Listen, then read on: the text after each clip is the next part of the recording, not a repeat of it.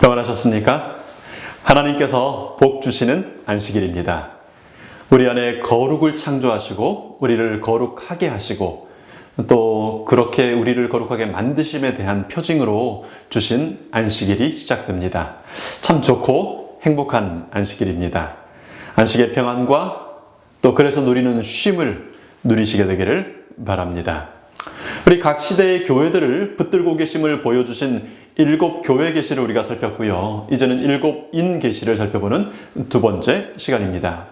요한계시록 4장과 5장은 본격적인 7 인 계시 이전에 주어지는 도입부 계시인데요. 어떻게 7 인이 떼어지는지를 보여주는 계시인 것입니다. 우리는 지난 시간에 하늘의 열린 문을 통해 하늘로 올라가서 이후에 일어날 일들, 십자가 이후 재림까지의 일들을 보게 된 요한의 경험을 함께 묵상했었습니다. 성령 하나님께서 요한을 감동하실 때 요한은 이제 하늘의 그 열린 문을 통해 하늘에 올라가서 하나님의 보좌를 보게 된 것입니다. 삼위일체 하나님께서요, 근본 본체로부터 동등하신 분인 삼위 하나님께서 보좌에 함께 앉아 계시지 않았습니다. 인류 구원을 위하여 하나님의 보좌가 변형되어 있음을 우리는 지난 시간 함께 살펴봤습니다. 오늘은 이제 이어서 그 보좌에 앉으신 하나님의 오른손에 들린 두루마리에 관한 내용을 함께 묵상하겠습니다.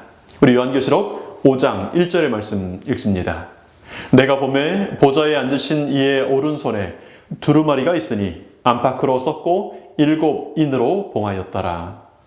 보좌에 앉으신 이 아버지 하나님의 오른손에 두루마리가 있습니다. 요한이 살던 당시에는 요즘 우리가 사용하는 것 같은 종이가 있지 않아서 갈대를 지그재그로 이렇게 엮어가지고요, 두들겨 펴서 얇게 만들고 그렇게 만든 파피루스 종이를 사용했습니다. 이제 그게 없을 때는 짐승의 가죽으로 만든 양피지라고 하죠. 양피 가죽을 사용했고요. 파피루스든 양피든 부피가 큽니다. 그래서 쓸 내용이 많으면 안팎으로 빽빽하게 기록하게 되는데요. 여기 지금 안팎으로 쓰고 7 인으로 봉한 두루마리가 하나님의 오른손에 들려 있습니다. 인으로 봉했다는 것은요, 당시의 관습이었는데 어떤 중요한 계약을 하면 그 계약서를 둘둘 말아서 이렇게 말아놓고요, 그 위에 촛농 밀랍을 떨어뜨립니다. 그 밀랍이 아직 부드러울 때 거기에 도장을 이렇게 찍어서 그 밀랍 도장이 있도록 하는 것입니다. 계약 당사자의 숫자에 따라서 혹은 문서의 중요도에 따라서 도장의 개수가 달라졌는데요. 여기 7 인이 찍혔다는 것은, 도장이 7개 찍혔다는 것은요, 이 문서가 아주 중요한 문서라는 의미입니다. 성경에서 7은 완전 숫자이지 않습니까? 완전함을 요구하는 중요한 내용이 담긴 문서가 봉해져 있는 것입니다. 여기 인봉되었다고 했는데요. 그렇게 인이 봉해져 있는 밀랍이 깨져버리면 그 계약은 무효가 됩니다. 그러니까 잘 관리되어야 되고 함부로 열면 안 되는 것입니다. 계약이 무효화되지 않고 인을 깨뜨릴 수 있는 유일한 방법은 계약의 양쪽 당사자들이 모여서 직접 인을 떼는 경우입니다. 인봉된 계약 문서는 반드시 계약 당사자, 그 계약에 대한 정당한 권리를 가진 사람이라야 뗄 수 있는 것입니다. 만약 이게 땅 문서다, 노예 문서다, 그러면 땅이나 노예를 위해 값을 지불한 사람이라야 뗄 수 있는 것입니다.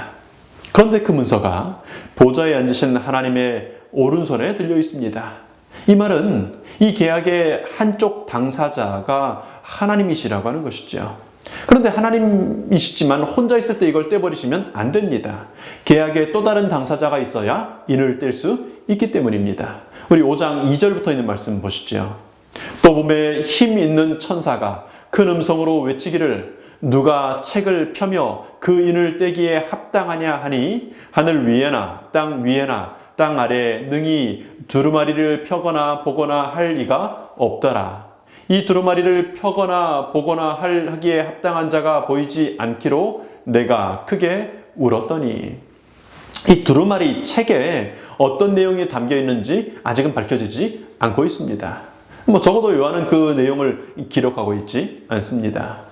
그러나 우리는 교회의 구원을 위한 요한의 염려와 간절한 기도 끝에 주어진 이 두루마리는 인류 구원에 대한 중요한 내용이 담겨 있는 것을 생각해 볼 수 있습니다. 힘있는 한 천사가 큰 음성으로 이 인봉들을 떼고 책을 볼 수 있는 사람이 있겠느냐고 묻습니다. 계시 가운데 요한은 인봉을 뗄 권리를 가진 계약 당사자가 없는 것으로 보고 실망하여 크게 울었습니다. 여러분, 아기가 사탕 안 준다고 울고 있는 게 아니고요. 백발이 성성한 사도가 크게 울고 있는 것입니다. 무엇 때문에요? 구원의 비밀을 볼 수 없기 때문입니다. 하나님의 구원이 드러나지 않기 때문입니다. 여러분도 그렇게 우실 때가 있으시죠? 어떤 영혼의 가슴에 복음의 비밀이 밝혀지지 않는 것을 볼 때 눈물이 나실 때가 있으시죠?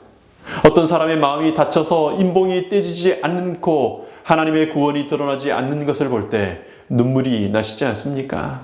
요한은 크게 울었습니다. 여러분, 크게 우시는 사람들이 되시기를 바랍니다. 죽어가는 영혼들을 볼 때 크게 우는, 구원받지 못한 사람들을 볼 때 크게 우는 하나님의 사람들이 되기를 바랍니다. 구원의 비밀, 복음의 비밀을 보지 못하는 사람들을 위하여 크게 우는 사람들이 되시기를 바랍니다. 애통하는 자는, 그렇게 우는 자들은 복이 있다고 말씀하셨습니다. 이제 그 복이 무엇인지 이어지는 5절 말씀에서 확인하게 됩니다. 장로 중 하나가 내게 말하되 울지 말라.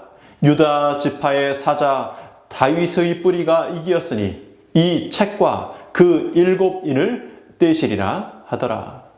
24장로 중에 한 명, 구원받은 부활했던 사람들 중에 한 사람이 요한에게 말합니다. 울지 말라. 울지 말라. 여러분, 개인적으로 제 마음에 가장 강력하게 기억되는 요한계시록의 말씀들 중 한 구절이 이 명령입니다. 울지 말라. 요한은 이 명령을 아주 잘 기억하고 있었을 것입니다. 예수님 함께 계실 때 나인성에 살던 과부의 아들이 죽었던 적이 있습니다. 예수님께서는 청년의 관을 운구하는 행렬을 멈추어 세우시고 명령하십니다. 울지 말라. 그리고 관에 손을 대시고 죽음에 자던 청년에게 일어나라고 명령하셨지요. 또 12살이 된 야이로의 딸이 죽었음을 인하여 곡하는 사람들에게 명령하십니다. 울지 말라. 죽은 것이 아니라 잔다. 여러분, 울지 말라는 명령은 부활의 약속, 구원의 약속이 담긴 명령입니다. 여러분, 우리가 장례식장에서 하는 인사들이 얼마나 힘이 없을 때가 있습니까? 힘내세요. 아니, 사람이 죽었는데 어떻게 힘이 납니까? 무슨 근거로 힘을 낼 수 있다는 말입니까? 그러나 예수님께서는 울지 말라고 하실 때 그 명령에 생명의 근거를 담아주시는 것입니다. 왜 그 장로 중에 한 사람이 울지 말라고 했습니까? 크게 울던 사도의 눈물이 그칠 수 있었던 근거가 무엇이었습니까? 유다 지파요, 다윗의 지파요, 왕의 지파요, 다윗의 뿌리가 이기었기 때문입니다. 여기 다윗의 열매가 아니라 다윗의 뿌리라고 했습니다. 예수님은 다윗의 후손으로 나셨지만 사실 다윗에게 왕위를 허락해 주신 다윗의 뿌리는, 진정한 왕은 예수님이시지 않습니까? 그래서 여기 다윗의 뿌리라고 묘사하고 있습니다. 예수님께서 이기셨기 때문에 이제 7인을 떼실 권리가 있는 것입니다. 그런데요, 위엄당당하셔야 될 다윗의 뿌리, 만왕의 왕께서 의외의 모습을 하고 있는 것을 보게 됩니다. 우리 계시록 5장 6절 7절 말씀 보시죠. 내가 또 보니 보좌와 내 생물과 장로들 사이에 어린 양이 섰는데 일찍 죽임을 당한 것 같더라. 7뿔과 7눈이 있으니 이 눈은 온 땅에 보내심을 입은 하나님의 7 영이더라. 어린 양이 나와서 보좌에 앉으신 이의 손에서 책을 취하시니라. 하나님의 보좌와 네 생물, 그룹 천사들이죠. 그리고 24장로들 사이에 다윗의 뿌리, 만왕의 왕께서 서 계시는데요. 모양이 어떻습니까? 눈이 부리부리하고 풍채가 위엄이 있고 당당하고 그런 왕의 모습입니까? 아니요. 일찍이 죽임을 당한 것처럼 보이는 어린 양의 모습이었습니다. 일곱 뿔과 일곱 눈, 온 땅에 보내심을 입은 하나님의 일곱 영이신 성령 하나님과 함께 서 있는 죽임을 당한 적이 있었는 것이 분명한 어린 양의 모습으로 서 있는 것입니다. 그런데 그렇게 순한 어린 양, 죽임 당했던 어린 양의 모습으로 서 있는 예수님을 이렇게 찬양하지요. 5장 8절부터 10절 말씀입니다. 그 두루마리를 취하심에 내 생물과 24장로들이 어린 양 앞에 엎드려 각각 검은고와 향이 가득한 금대접을 가졌으니 이 향은 성도의 기도들이라. 새 노래를 노래하여 가로되 두루마리를 가지시고 그 인봉을 떼기에 합당하시도다. 일찍 죽임을 당하사 각 족속과 방언과 백성과 나라 가운데서 사람들을 피로 사서 하나님께 드리시고 저희로 우리 하나님 앞에서 나라와 제사장을 삼으셨으니 저희가 땅에서 왕노릇 하리로다 하더라. 여러분, 여기 찬양의 내용이 뭡니까? 인봉된 두루마리를 가지시고 그 인봉을 떼시기에 합당하시다고요. 왜요? 어떻게 그 권리를 가지시게 되었습니까? 죽임을 당하시고 그 피로 사람들을 사셨기 때문입니다. 죄인 되었던 사람들, 팔려갔던 사람들을 피 값으로 사셔서 하나님 앞에 나라와 제사장으로 회복시키셨기 때문입니다. 여러분, 이제 그 두루마리 내용이 명확해지지 않습니까? 피 흘리신 어린 양, 피값으로 사람들을 사서 하나님의 나라와 제사장이 되게 하신 어린 양, 그 죽임당한 어린 양이라야 뗄 수 있는 권리가 있는 인봉입니다. 여러분, 그렇다면 그 인봉에 의해 보호되고 있는 그 두루마리 책의 내용은 무엇일까요? 구원의 비밀입니다. 구속받은 자들과 그 비밀을 아는 것에 관련된 것이 거기 기록된 것입니다. 구원받은 자들의 이름이 거기 적혀 있었는지 모르겠습니다. 어떤 구원의 확증의 약속이 들어있는 것입니다. 확실한 것은 그 두루마리에 어린 양의 피로 사신 구원의 결과에 대한 것들이 안팎으로 가득 적혀 있다는 것입니다. 그 인을 떼실 때 이제 구원의 비밀이 피 흘리심의 결과에 대한 것들이 밝혀지는 것입니다. 이제 그 인을 떼실 때 죄가 이기는 것 같고 사단이 승리하는 것 같은 이 세상이 어떻게 구원받게 되는지, 어떻게 하나님의 나라가 되는지가 밝혀질 것입니다. 이제 우리 다음 주에 그 내용을 좀 함께 살피도록 하겠습니다. 그 두루마리가 구원에 관한 것이라는 것을 알려주는 또 다른 증거가 여기 8절의 말씀인데요. 성소에서 피우는 그 분향단의 향이 무엇인지를 정확히 지적해주는 직접적인 말씀이 있지 않습니까? 향이 뭐라고 그랬었죠? 구원을 위해 탄원하는 성도들의 기도들이라고요. 우리가 우리 자신의 구원을 위하여, 그리고 내게 위탁된 또 다른 사람들, 영혼들의 구원을 위하여 기도할 때 그것은 향기가 되어 하늘 보좌 앞으로 올라갑니다. 그 구원의 향연이 가득한 그 성소에서 열리는 것이 하나님의 오른손에 들린, 그리고 어린 양께서 그 인봉을 떼시는 두루마리인 것입니다. 여러분, 우리가 여기서 다시 한번 좀 기억하고 넘어가야 될 게 있는데요. 이 구원의 두루마리가 어디 있다고요? 하나님의 오른손에 있다고요. 여러분, 누가 하나님의 오른손에 들린 구원의 기별을 흔들 수 있습니까? 여러분, 누가 여러분의 구원을 빼앗을 수 있겠습니까? 하나님의 오른손에 붙들려 있는 그 확실한 구원을 누가 감히 도둑질할 수 있겠습니까? 여러분, 구원 받으셨습니까? 아멘, 아멘. 무슨 근거로 그것을 알 수 있죠? 우리의 구원의 기별이 하나님의 오른손에 구원의 두루마리에 분명히 쓰여 있고 하나님께서 그것을 잘 보호하고 계시기 때문입니다. 죽임당하셨던 어린 양께서 그 인봉을 떼시기 때문입니다. 여러분, 우리의 구원은 그렇게 확실한 것입니다. 그러니 여러분, 이 안식일 구원하는 하나님 안에서 평안을 누리시게 되기를 바랍니다. 이제요, 인봉을 떼기만 하면 구원의 비밀이, 구원의 언약이 드러납니다. 그런데요, 그 일곱 인은 어떤 상황에서 떼어지게 될까요? 어린 양께서 인을 떼시기 전에 어떤 일들이 지금 먼저 벌어지고 있습니까? 7인을 떼시는 그 구원에 동참하는 사람들은 어떤 사람들일까요? 여러분, 이게 아주 중요한 질문입니다. 하나님께서 구원하신다는 사실이 중요한 이유는요, 내가 그 구원에 참여하는 사람이 되기 때문입니다. 만약에 내가 구원받지 못한다면 하나님의 구원이 적어도 나에게는 무슨 가치가 있고 의미가 있겠습니까? 여러분이 인을 떼시는 어린 양과 함께 그 자리에 서지 못한다면 여러분 개인에게는 그것이 의미가 없는 것일 겁니다. 여러분이 그 자리에 참석하시는 것이 중요한데요.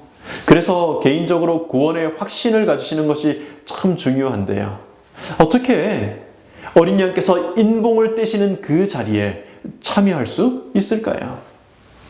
7인을 떼시는 자리에 함께하는 사람들이 어떤 사람들인지 우리 다시 한번 말씀을 통해 살펴보겠습니다. 우리 4장으로 돌아가서요, 8절부터 있는 말씀입니다.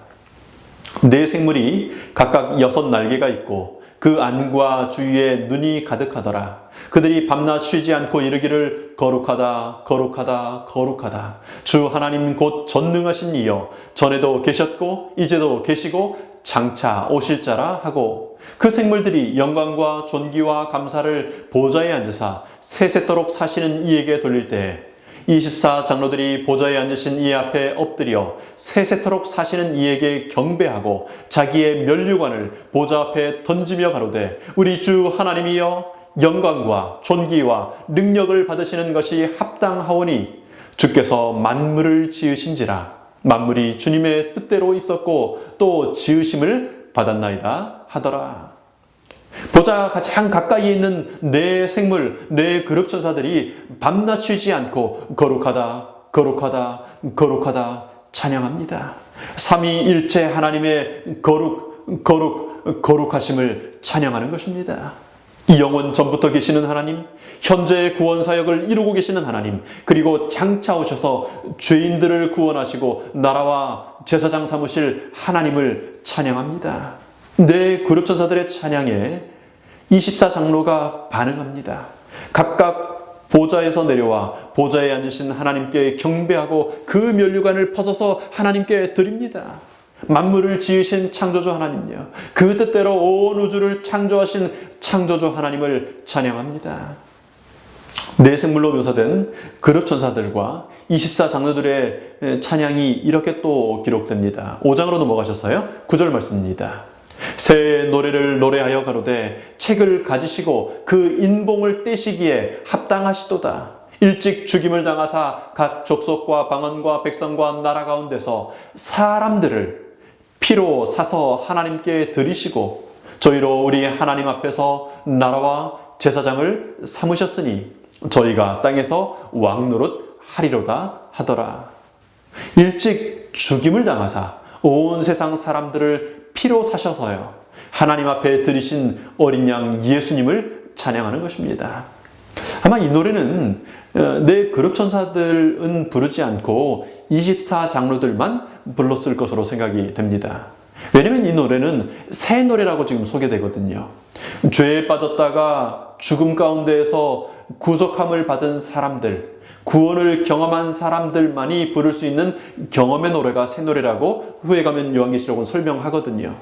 그러니 사람들 중에 먼저 부활하여 구원을 경험한 24장로라야 이 새 노래를 부를 수 있는 것입니다. 이제 찬양은 계속 이렇게 이어지는데요. 11절 보시죠. 내가 또 보고 들으매 보좌와 생물들과 장로들을 둘러선 많은 천사의 음성이 있으니 그 수가 만만이요 천천이라. 큰 음성으로 가로되 죽임을 당하신 어린 양이 능력과 부와 지혜와 힘과 존귀와 영광과 찬송을 받으시기에 합당하도다 하더라. 여러분, 여기 지금 누가 찬양하고 있습니까? 만만이요 천천인 많은 천사들이 찬양합니다. 네 그룹 천사 24장로의 찬양에 온 천사의 무리가 반응하고 화답하여 찬양하는 것입니다. 여러분, 상상을 좀 해보시죠. 선창하는 네 그룹 천사요, 그리고 함께 찬양하는 24장로의 찬양이 쫙 울려 퍼집니다. 그리고 코러스로 그 찬양에 맞추어서 따라 함께 찬양하는 천천만만의 천사들의 우렁찬 찬양이 온 하늘을 울립니다. 아, 어땠을까요? 우리 하늘에 가면 그 노래를 또 듣게 될 겁니다. 그게 끝이 아니지요. 13절요. 내가 또 들으니 하늘 위에와 땅 위에와 땅 아래와 바다 위에와 또 그 가운데 모든 만물이 가로되 보좌에 앉으신 이와 어린 양에게 찬송과 존귀와 영광과 능력을 세세토록 돌릴지어다 하니, 천천만만의 천사들과 함께 죄짓지 않은 온 세계가 하나님을 찬양합니다. 이제 여기에 구원받을 모든 사람들이 포함이 되게 되는 것입니다. 그럼 그러니까요, 우리가 이 지구에 사는 우리가 이 마지막 찬양대의 단원들로 합류하는 것입니다. 우리는 그렇게 영원히 찬양할 사람들입니다. 그런 찬양이 울려 퍼질 때 6장 1절부터 드디어 인을 떼시는 어린 양을 보게 되는 것입니다. 여러분, 어떻게 인을 떼시는 어린 양 예수님을 뵙게 된다고요? 구원의 비밀과 확신이 어떻게 나에게 보여지게 됩니까? 어떻게 그 구원의 확신의 인봉이 떼지는데 동참할 수 있습니까? 무엇 할 때요? 찬양할 때요. 어린 양의 피로 구원하심을 감사하고 찬양할 때요. 시편 기자는 이렇게 노래하죠. 시편 100편 4절에요. 감사함으로 그 문에 들어가며 찬송함으로 그 궁정에 들어가서 그에게 감사하며 그 이름을 송축할지어다. 하나님의 집, 하나님의 성전에는 두 문이 좌우에 있는데요. 그 문을 활짝 열고 들어가면 하나님의 보좌를 보게 됩니다. 하나님을 뵙게 되는 거죠. 하나님의 구원을 확인하게 되는 것입니다. 그런데 그 하나님의 성전에 들어가는 문들이 무엇이라고요? 감사의 문이요. 찬양의 문입니다. 우리가 감사하고 찬양할 때 하나님의 존전 앞으로 나아가게 되는 것입니다. 10명의 문둥병자가 고침을 받았습니다. 그런데 그 중에 딱 한 사람만 돌아와서 감사하고 예수님을 찬양합니다. 고침받은 10사람 중에 감사하고 찬양한 그 한 사람만 예수님을 메시아로 인정하고 만난 것입니다. 여러분, 우리가 살다 보면 예수님의 도움을 경험할 수 있습니다. 복을 받을 수도 있습니다. 병이 고침을 받거나 사업이 잘 되거나 자녀들이 어떤 은혜를 입거나 정말 사고가 날 수밖에 없는데 하나님의 은혜로 보호받았다는 것을 우리가 확인하게 될 때가 있지요. 그런데요, 그런 특별한 복의 경험에서 그쳐버리면 9명의 문둥병자가 되는 것입니다. 우리는 매일의 삶에서 감사와 찬양의 문을 활짝 열고 하나님의 보좌 앞으로 나아가야 하는 것입니다. 우리가 찬양할 때 인봉이 떼집니다. 우리가 찬양할 때 구원의 확신을 갖게 되는 것입니다. 여러분, 어떻게 찬양하죠? 우리가 어떻게 감사할 수 있을까요? 우리 요한계시록 4장과 5장의 이 찬양의 장면들은 우리에게 우리가 어떻게 감사하며 찬양하고 있을 수 있는지 그 비결을 알려줍니다. 여러분, 어떻게 찬양이 온 우주에 울려 퍼지게 되었습니까? 여러분, 온 우주는 어떻게 그 찬양을 배우게 되었습니까? 먼저 어디서 시작하죠? 죽임을 당하신 어린 양, 그 피로 사람들을 구원하신 어린 양의 사랑이 있습니다. 찬양은요, 거기서 시작됩니다. 그리고 이를 먼저 보고 가장 가까이서 아는 네 그룹 천사가 찬양하죠. 먼저 구원받은 24장로들, 특별히 부르심받은 사람들이 찬양합니다. 그리고 그 찬양에 반응하여 만만이요 천천인 천사들이 그 찬양에 합류합니다. 그리고 마지막으로 온 우주가 그 우렁찬 찬양에 반응하여 함께 찬양하는 것입니다. 여러분, 어디에 속해 있죠? 찬양의 마지막 무리들입니다. 그러므로 우리가 불러야 할 찬양은요, 반응하는 찬양입니다. 여러분, 이게 정말 중요합니다. 어떤 그리스도인들은요, 많은 그리스도인들은 자기가 스스로 찬양을 시작해 보려고 합니다. 내가 감동을 받고, 내가 깨닫고, 내가 좋은 상태에 있고, 내가 좀 영성이 충만해서 내가 좀 잘 되면 그때 찬양하려고 합니다. 여러분, 그런데 그런 찬양은 없습니다. 적어도 하나님께 부르는 찬양은 그런 찬양이 아닙니다. 하나님의 찬양은 반응하는 찬양입니다. 찬양은요, 이미 하나님의 보좌로부터 어린 양으로부터 시작하여 온 천사의 무리에까지 퍼져 있는 것입니다.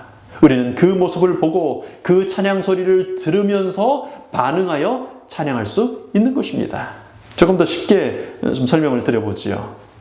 여러분, 성경을 읽지 않는 사람은 제대로 찬양할 수 없습니다. 어린 양의 보좌를 설명하는 창세기의 말씀요, 출애굽기의 말씀요, 민수기의 말씀요, 신명기의 말씀요, 사사들의 역사들요, 왕들의 역사요, 시가서요, 복음서요, 편지서요, 이 요한계시록의 말씀을 읽지 않으면 죽임을 당하는 어린 양을 보지 못하지 않습니까? 보지 않고는 찬양할 수 없는 것입니다. 그러니 여러분, 매일 찬양하기를 원하신다면 하나님의 말씀을 매일 읽으시게 되기를 바랍니다. 유튜브 설교 듣는 거 좋습니다. 예언의 읽는 거 좋습니다. 그러나 먼저 성경을 읽으시기 바랍니다. 그 어떤 것들도 성경 말씀을 읽는 것을 대신하지 않게 되기를 바랍니다. 그래야 진정한 찬양이 시작될 수 있기 때문입니다. 말씀에서 어린 양을 발견하고 천사들의 찬양 소리를 듣게 될 때 우리도 따라서 찬양하게 되는 것입니다. 여러분, 찬양을 만들려고 고민하지 마시기 바랍니다. 내 안에서 감동을 끌어내려고 고민하지 마시고요, 반응하는 찬양을 연습하시게 되기를 바랍니다. 말씀을 읽으면서 감동이 올 때 반응하는 그 연습이요, 매일의 삶의 경험들을 통하여 작은 감사와 찬양들을 드리는 연습을 하시게 되기를 바랍니다. 안타깝게도 많은 경우에 그리스도인들은 하나님 대신 자신을 찬양합니다. 무슨 말입니까? 저는 제가 얼마나 부족한지 압니다. 네, 내가 얼마나 부족한지, 내가 얼마나 연약한지, 내가 얼마나 못하고 사는지, 내가 얼마나 뭐가 없는지 안 되는지를 계속 얘기하면서 나라는 사람이 내 고백의 주제가 되면요, 사실은 나를 찬양하는 겁니다. 실컷 십자가 은혜 얘기하고 이렇게 결론을 맺습니다. 그런데요, 저는 잘 깨닫지는 못하고 저는 잘 받아들이지를 못해요. 그 찬양의 초점은 십자가의 예수님이 아니라 부족한 내가 되고요, 결국 하나님을 찬양하는 것이 아니라 그래서 나 얘기를 하는 나를 찬양하는 게 되는 것입니다. 여러분, 나의 연약함에 반응하여 나를 찬양하지 않게 되길 바랍니다. 하나님의 말씀, 하나님의 은혜에 반응하여 하나님을 찬양하시게 되기를 바랍니다. 여러분, 하늘 찬양대의 찬양에 반응하시기 바랍니다. 자꾸 부족한 나, 못하는 나, 뭐 안 되는 내 얘기하지 마시고요, 하나님을 찬양하시기 바랍니다. 여러분, 특별히 이 인터넷 시대에 가정에서 여러분 예배드리면서 찬양하시게 되길 바랍니다. 몸이 불편하지만, 때로는 목이 아플 수 있지만 소리 내어 찬양하는 연습을 각 가정에서 하시게 되기를 바랍니다. 우리의 삶이 그렇게 하나님을 향한 찬양으로 가득 찰 때 개인적으로 7인이 떼지는 데 참여하는 경험을 합니다. 어린 양께서 이미 죽으셨는데 나에게는 인이 떼어지지 않았다면요, 구원의 확신이 아직 없다면요, 마땅히 드려야 할 찬양을 드리지 않기 때문입니다. 찬양을 드릴 때 인봉이 떼집니다. 울지 못하는 딱딱한 굳은 마음이 부드러워질 수 있도록 우리 기도하면 좋겠습니다. 그래서 울지 말라 위로하시는 그 음성을 듣고 어린 양을 바라볼 수 있도록 우리 기도하면 좋겠습니다. 어린 양만, 독생자를 주시는 아버지 하나님만, 7 영으로 우리 마음을 밝히시는 성령 하나님만, 그렇게 하나님만 찬양하시게 되기를 바랍니다. 그래서 구원의 비밀을 아는, 인이 떼어지는 경험을 하시는 우리 주의 백성들이 되시기를 축원합니다. 그렇게 구원의 확신 속에 사는 하나님의 자녀들이 되시기를 간절히 축원합니다. 우리 가족들과 함께 기도하겠습니다.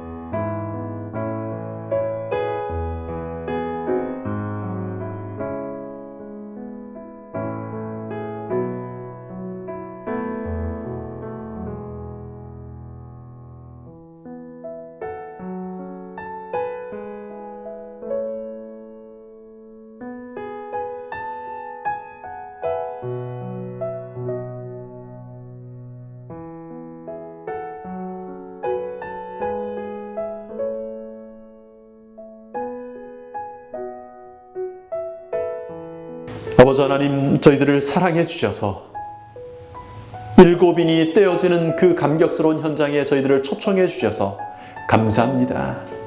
그런데 그 7인이 떼어지는 경험은 찬양 속에 거하는 사람, 하나님을 찬양하는데 반응하는 사람, 하나님의 찬양을 부르는 사람만이 그 감사의 문을 넘어서, 그 찬송의 문을 넘어서 하나님 보좌 앞에 이를 수 있고 7인이 떼어지는 것을 볼 수 있고 경험할 수 있다고 하는 사실들을 이 저녁 다시 한번 확인하게 되었습니다. 하나님, 저희들 찬양에, 하늘 찬양대의 찬양에, 하나님을 찬양하는 찬양에 동참하기를 원하오니 저희들 반응하게 하시고 반응하기 위하여 보도록 인도하여 주시옵소서. 이 저녁 드린 저희의 기도들을 들으셨음을 인하여 감사드리며 고마우신 예수님 이름으로 기도합니다. 아멘.